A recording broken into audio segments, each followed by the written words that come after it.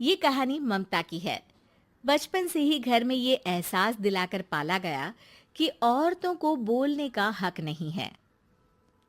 अरे ममता, जरा जल्दी जल्दी हाथ चलाओ। रोज ऑफिस में देर पहुंचता हूँ तुम्हारे कारण।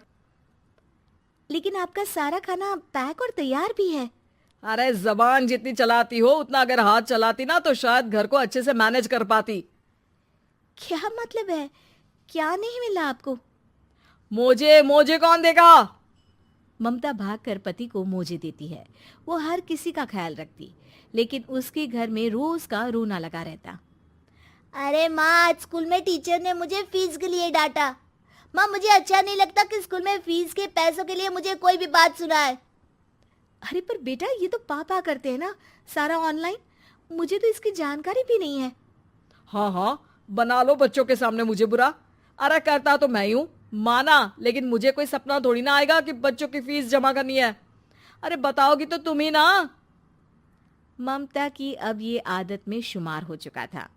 वो हमेशा हर बात के लिए खुद को ही दोषी मानती। एक दिन वो पड़ोस की दोस्त से कहती है, समझ नहीं आता यार, मैं इतनी डम कैसे हो सकती हूँ। बात तो सही भी है ना। अब पति बेचारा नौकरी करे, पैसे कमाए, या फिर ये देखे कि बच्चों की फीस का वक्त है। क्या करूँ यार। पता नहीं, मेरे पति तो सारा काम खुद ही करते हैं।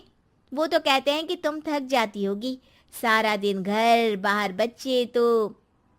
अच्छा, ऐसे भी पति होते हैं क्या? अरे क्या बात कर रही है? भाई साहब कभी तुझे किसी बात के लिए सुनाते नहीं? किसने कहा नहीं सुनाते? अरे ये पति चीज ही ऐसी होती है कि बिना पत्नी को सुनाए उन्हें चैन की नींद कहाँ आती है। तो तू भी परेशान रहती होगी कि कैसे, क्या, कब भूल गई। अरे वो तो मुझे बस इस बात के लिए ताना देते हैं कि मैं वक्त पर खाना क्यों नहीं खाती या पार्लर जाकर अपनी साज सज्जा क्यों नहीं करवाती। पड़ोसन बोल ही रही होती है कि ममता के बेटे की आवाज आती है। अरे माँ, क्या हो गया? लग नहीं रहा कि आज आप मुझे पानी भी देगी। अरे कब से खाने के लिए वेट कर रहा हूँ। अरे यार, मैं चलती हूँ। बेटा खाने के लिए वेट कर रहा है, मैंने उसे खाना भी नहीं दिया। अरे 12वीं में पहुंच चुका है तुम्हारा बेटा, उसे बोलो खुद पानी लिया करे। मैंने तो अपने बच्चों को काम करना सिखाया है। अरे यार, खुद की भी तो कोई लाइफ है। माना जब नहीं कर सकते थे तो किया, लेकिन अब इतने बड़े बच्चों की हर बात मानेंगे तो मुश्किल तो अपने को ही होगी। ममता को पड़ोसन की बात में दम तो लगता है, लेकिन करे क्या, आदत भी तो खुद ही ने डाली थी। ममता घर जाती है कि तभी बेटी आ जाती है। माँ, परसों मुझे एक शादी में जाना है। तेरी वो जो लाल वाली साड़ी है ना, उसे दे देना। मैं आज जाकर टेलर को दे दूंगी, वो उस साड़ी से सूट बना देगा। अरे नहीं नहीं तारा, वो मेरी माँ ने मुझे दी थी और उस साड़ी से मेरी काफ़ी भावनाएं जुड़ी हैं। तुमको ना मैं दूसरी साड़ी दे दूंगी। ओके, कोई बात नहीं, लेकिन आज दे ही देना पक्का।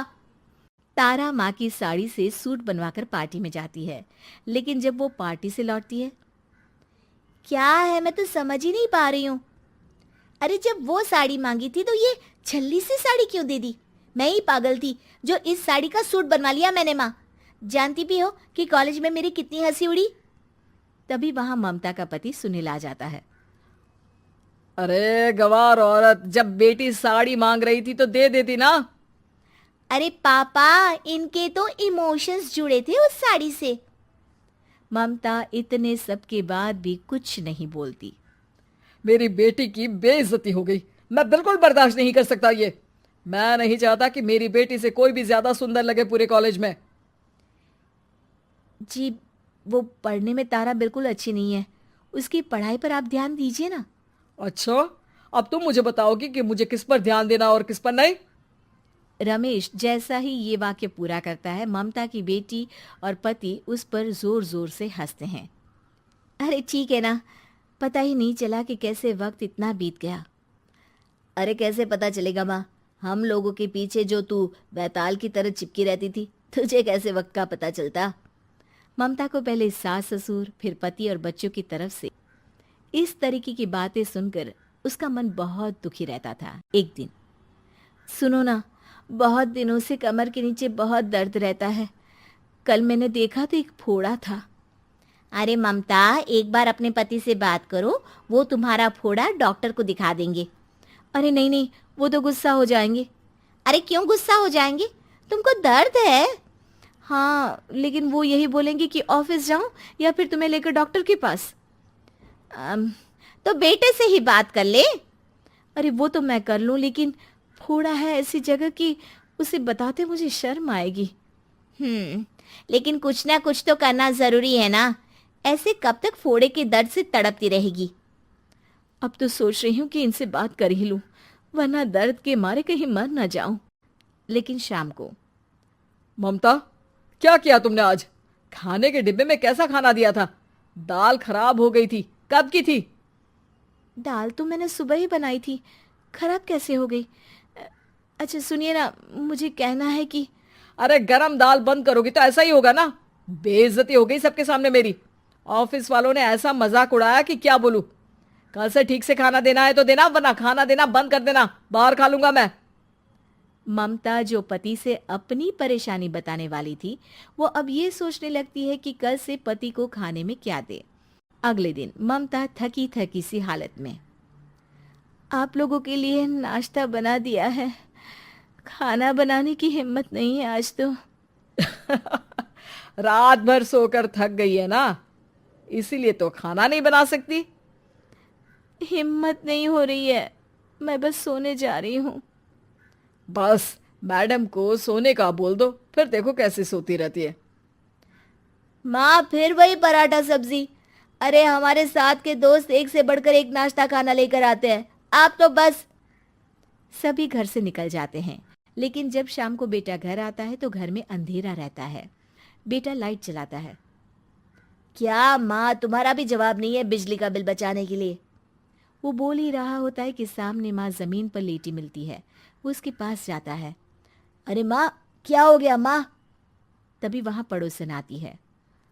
अरे बेटा, तुम्हारी माँ के पैर के पास एक फोड़ा है, जिसके कारण ये लगातार कमजोर होती जा रही थी।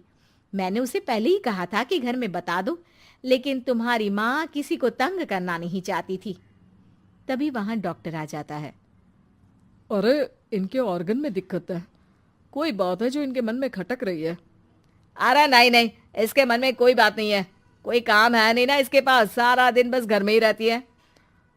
देखिए, मैं तो ये नहीं जानता, लेकिन हाँ, इनके मन में हमेशा कोई बात रह जाती होगी, इसीलिए उनकी ये हालत है। अगर आप समय से नहीं ले आते तो हो सकता था कि। अरे नहीं नहीं डॉक्टर साहब, हम पूरी कोशिश करेंगे कि वो ठीक हो जाए। हम लोगों ने अपनी ही परेशानी माँ के सामने रखी, लेकिन किसी ने माँ की दिक्कत को जानने की कोशिश तक नहीं की। हाँ, मैंने भी ममता को हमेशा घरेलू जरूरत से ज्यादा काम का नहीं सोचा था। ममता को होश आता है और वो खुद को अपने बेडरूम में देखती है।